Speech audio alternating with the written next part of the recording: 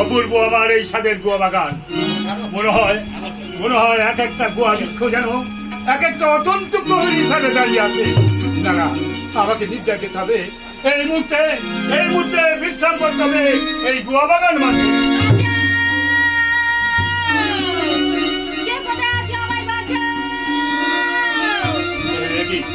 এই গভীর অরণ্যের মাঝে নারী কণ্ঠস্বর কোথা থেকে ভেসে আসে। না না, আমার মনে হয় আমার সম্পূর্ণ মনের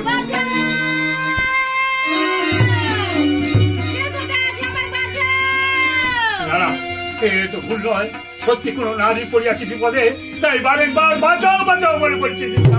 ভয় নেই বালা, এই মুহূর্তে আমার সম্মুখে আমি তোমারে করিব রক্ষা।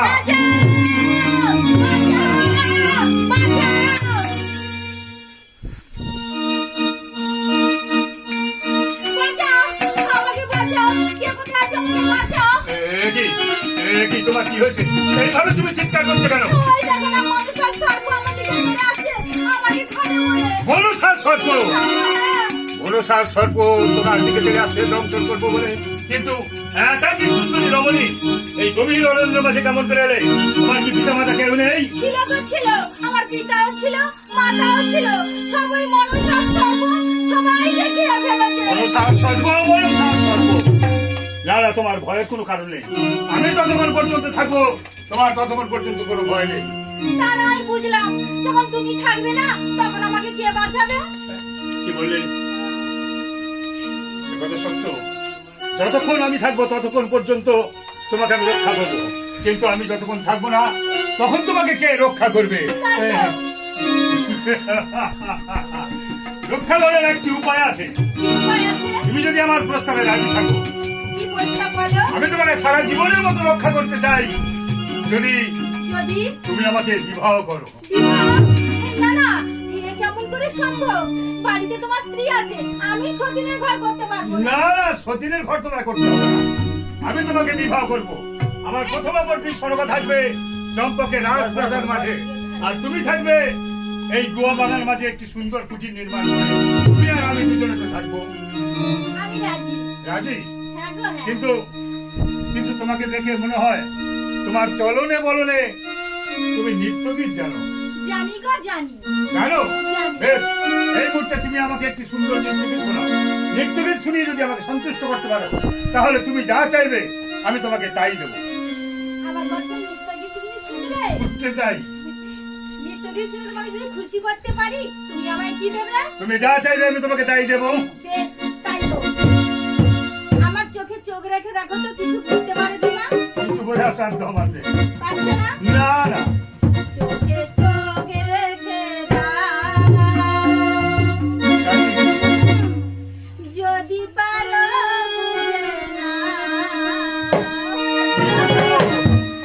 মুখে যায় না বলা, ইশারাতে বুঝে না। চোখে চোখ রেখে যদি পারো বুঝে না, মুখে যায় না বলা, ইশারাতে বুঝে না। চোখে চোখ রেখে দাও।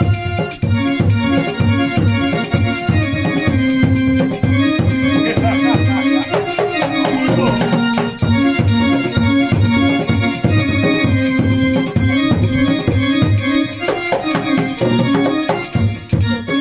রেখে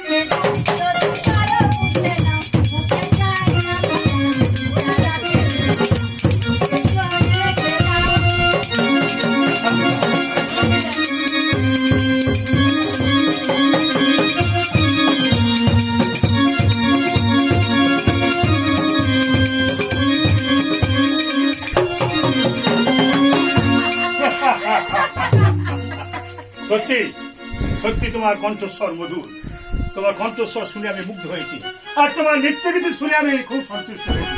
বলো বলো তুমি আমার কাছ থেকে কি চাও? তুমি আমাকে কিছু দিতে চাও? আমি তো বলেছিলাম তুমি আমার কাছ থেকে যা চাইবে আমি তোমাকে তাই দেব। তোমার মুখের কথা কিন্তু আমি বিশ্বাস করতে পারছি না। কি বলছো নাকি? যাদের মুখের কথা বিশ্বাস করতে পারছো না, না। কি করলে তুমি বিশ্বাস করবে? তোমার ইষ্ট দেবতার নামে শপথ করে বলো, এই রজনীতে আমি যা চাইবো তুমি আমায় তাই দেবে। কি বললে? কি বললে? আমার ইষ্ট দেবতার নামে শপথ করে বলতে হবে? হ্যাঁ। যদি ইষ্ট দেবতার নামে শপথ না করি তাহলে তুমি আমার কথা বিশ্বাস করবে না। না। বেশ, এই মুহূর্তে ইষ্ট দেবতার নামে শপথ করে আমি তোমায় বললাম, তুমি আমার কাছ থেকে যা চাইবে আমি তোমাকে তাই দেবো। বলো সত্য? সত্য সত্য? সত্য সত্য? সত্য। দাও। কি দেবো? দাও না। আমাকে দাও। তবে কি চাও? তোমার ওই মজ্ঞান মণি মন্ত্র।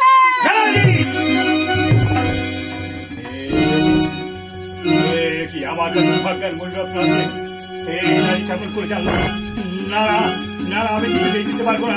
এই মহাজ্ঞান মণিমন্ত্র কিছুতেই দিতে পারবো না। তুমি দিতে পারবে না? না। তুমি কিন্তু তোমার ইষ্ট দেবতার নামে শপথ করে বলেছো। ইষ্ট দেবতার নামে শপথ করেছে কথা সত্য। প্রতিজ্ঞা ভঙ্গের অপরাধে চাঁদ নরম হয়ে যাবে, তবু মহাজ্ঞান মণিমন্ত্র আমি তোমার কিছুতেই দিতে পারবো না। বেশ, দিতে হবে না, আমি চলেই যাচ্ছি। তাই যাও। চলে গেলে হবে না, মজ্ঞান মণি মন্ত্র। এই দেখো, বলো যাওয়ার সময় কিন্তু একটা কথা তোমাকে আমি স্মরণ করে দিই। কি কথা স্মরণ করে দিয়ে যাবে? তোমার প্রত্যেকটি প্রজাদের দুয়ারে দুয়ারে আমি বলে যাবো, কি বলবে? তোমাদের রাজার সব লাইমা, কথার একটা মিথ্যাবাদী। হ্যালো, প্রজাদের দুয়ারে দুয়ারে বলে যাবে আমি ঠক, মিথ্যাবাদী, প্রতারক। হ্যাঁ, প্রজাদের দুয়ারে নয়, প্রত্যেক প্রজাদের কর্ণ বলে যদি বলো এই ভাষা কেউ বিশ্বাস করবে না। চাঁদ বিশ্বাসঘাতক, চাঁদ বেঈমান। যাও যাও। তবু তো হচ্ছে না, না না, ছলে বলে কোন সুখ আমাকে মজ্ঞান মণি মন্ত্র দিতে হবে। এই দেখো, শোনো না, বলো। একটু আগেই তো বললে আমাকে তুমি বিবাহ করবে। বলেছিলাম। আমি তো বিবাহ করবো রাজি আছি। দেখি হ্যাঁ, আমি বিবাহ এত কিছুর পরে তবু তুমি আমাকে বিবাহ করতে রাজি আছো। বেশ, তাহলে বিবাহ করো। শোনো না, হ্যাঁ। বিবাহ করলে তাহলে আমি তোমার অর্থমিনী, অবশ্যই। তুমি আমার স্বামী। হ্যাঁ, তাহলে মজ্ঞান মণি মন্ত্র আমার কাছে থাকা যায়, তোমার কাছে থাকাটা একই। কি বলে? মহাজ্ঞান মণিমন্ত্র তোমার কাছে থাকা যা, আমার কাছে থাকাটা একই। হ্যাঁ, হ্যাঁ, এই কথা সত্য। তবে মহাজ্ঞান মণিমন্ত্র একেবারে তোমার প্রয়োজন। হ্যাঁ, আমার কাছে থাকলে তুমি যখন চাইবে তখন তোমাকে দেবো। বেশ, তুমি যখন আমাকে বিবাহ করবে আমার পত্নী হবে। এই নাও, এই নাও তুমি এই মহাজ্ঞান মণি। এসো, এইবার আমাকে তুমি বিবাহ করো। এবার চাই মন্ত্রটা। এই দেখো, কি হলো? তুমি মণিটা তো দিয়েছো, কিন্তু মন্ত্রটা তো দিলে না। মণিটা থাক তোমার কাছে, মন্ত্র থাক আমার কাছে। তা হয় নাকি? মণি মন্ত্র দুটোই আমার কাছে থাক না, তুমি যখন চাইবে তখনই দিয়ে দেবো। তাই একান্ত প্রয়োজন। বেশ, এসো, আমি তোমার কানে কানে বলছি।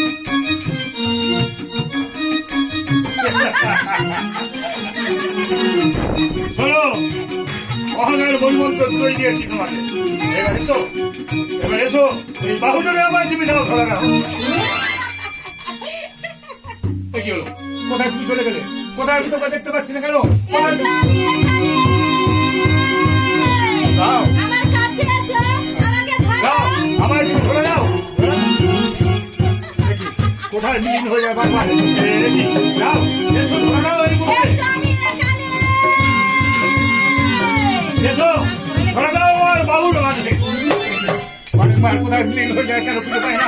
কোথায় গেল? এ কি কে আসে? এইভাবে কে আসে? অন্তহাতে কে আসে এমন করে? কে?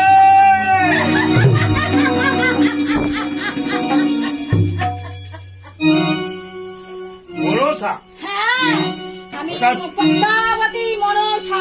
হঠাৎ তুই এই গুয়া বাগান মাঝে কেমন করে? হঠাৎ নয়, আমি অনেক আগেই এসেছি এখানে। অনেক আগে এসেছি। হ্যাঁ, তবে কি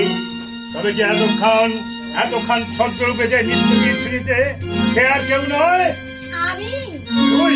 হ্যাঁ, আমি ছিলাম। ভাবতে আশ্চর্য হচ্ছে মনসা।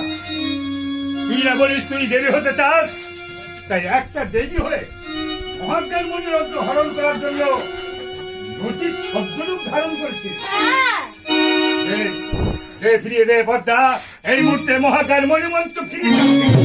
দিতে পারি, তবে একটি শর্তে। বিবাহ শর্ত একটি পদ্ধতি যদি আমার চরণে পুষ্পাঞ্জলি দিস, তবেই আমি ফিরিয়ে দেবো তোর অসম্ভব। পদ্মাকে। কিছুতেই সম্ভব নয়, কিছুতেই আমি দেবো না তোর চরণে পুষ্পাঞ্জলি। যদি নিজের মঙ্গল চাস এই মুহূর্তে দে মহাকাল মণিমন্ত্র ফিরিয়ে সময়। ফিরিয়ে দেবো না। দিবি না? না, দিবি না? শাস্ত্র থাকে তো রে। বেশ, তাই হোক পদ্মা, তাই হোক। এই মুহূর্তে মহাকাল মণিমন্ত্র না পেলেও কিছুতেই চাষ করি না ক্ষমা। ধন্যবাদ, ধন্যবাদ আমার এই তলার কথা।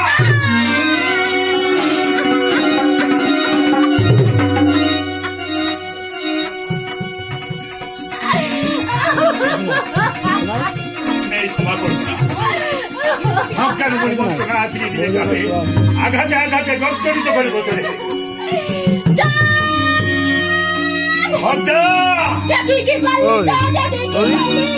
শুধু তুই আমার একার আঘাত করিসনি, আমার 69 কোটি স্বর্গনাগের কবর ভেঙে দিয়েছিস। পদ্মা, তবে শোন চন্দ্রধর, ছলে বলে কৌশলে তোর কাজ হতে করিয়াছি মহাজ্ঞান মন্ত্র হরণ, আর তোর সম্মুখে করিলাম কঠোর প্রতিজ্ঞা। একদিন না একদিন আমি ছলে বলে কৌশলে তোর কাজ হতে আমি বদ্ধ সেবাই দেব। সেই দিন এই বিশ্ব মাঝারি আমার নাম হবে দেবী মনসা।